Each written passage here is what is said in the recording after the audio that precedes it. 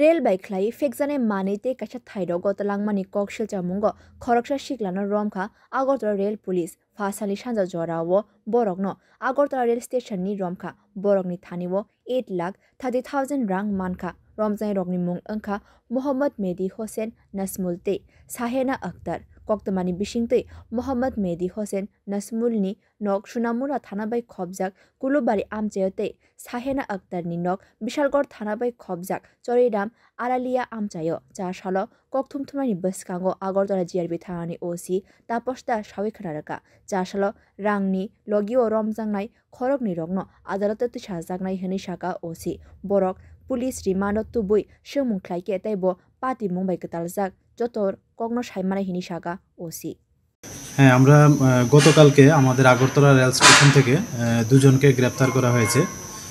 তারা অ্যাকচুয়ালি আমাদের আগরতলা রেল স্টেশনে যে মাদকদ্রব্য আনা নেওয়া করে ওইগুলোর সঙ্গে তারা যুক্ত আছে। আমরা ডিউরিং ইনভেস্টিগেশনে তা পেয়েছি।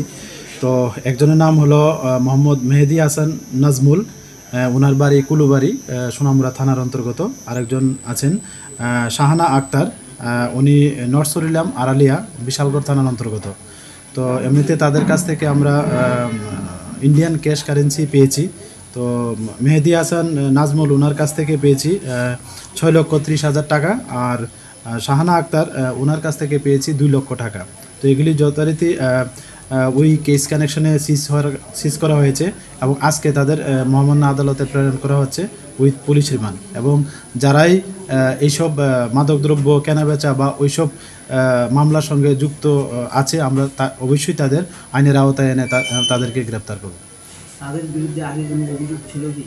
হ্যাঁ, অভিযোগ ছিল এবং এই অভিযোগ মূলেই তাদের গ্রেপ্তার করা হয়েছে। Bureau report কক্ষরা।